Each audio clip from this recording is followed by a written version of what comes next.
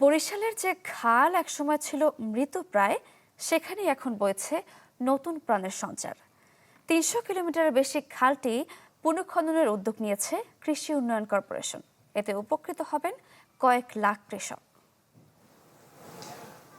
বরিশাল সদর উপজেলার চরকাউয়ার স্বনির্ভর খাল প্রায় ৪৮ বছর আগে এটির খনন কাজ উদ্বোধন করেন সাবেক রাষ্ট্রপতি জিয়াউর রহমান।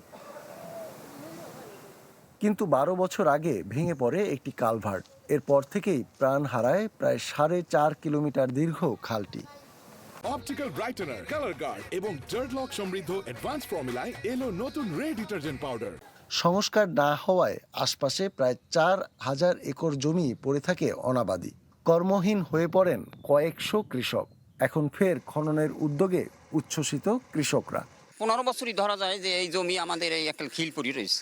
এই খালটা আপনার যদি ঠিকমতো যদি একটু গভীরতা করে বা ২৬ ফুট পাশে, তাহলে খালটা চড়া হইলে আমাকে অনেক সুবিধা হইবে। খাল খনন হয়েছে, আমরা এখন খুবই ভালো কৃষক করতে পারি। আমন ধানও দিতে পারবো, ইরি ধানও দিতে পারবো, রবি শস্যও দিতে পারবো।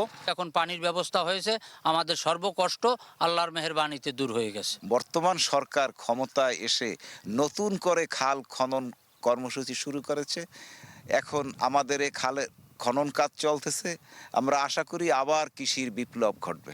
শুধু চরকাউয়ায় নয়, বরিশাল জেলায় ৩০০ কিলোমিটার খাল পুনঃখননের পরিকল্পনা নিয়েছে কৃষি উন্নয়ন কর্পোরেশন।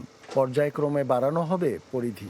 প্রধানমন্ত্রীর অগ্রাধিকার ভিত্তিতে আমরা নতুন প্রকল্প প্রণয়ন চলমান আছে। প্রকল্পটা অনুমোদন হলে আমরা এই জেলায় আরও ৩০০ কিলোমিটার খাল পুনঃখনন করতে সক্ষম হব। এতে প্রায় ১ লক্ষ কৃষক সেচ সুবিধা পাবে। বরিশালে ৩,৭০০ কিলোমিটার খাল পুনঃখননে কাজ করবে বিএডিসি, পাউবো ও এলজিইডি। কাউসার হোসেন রানা, চ্যানেল 24, বরিশাল।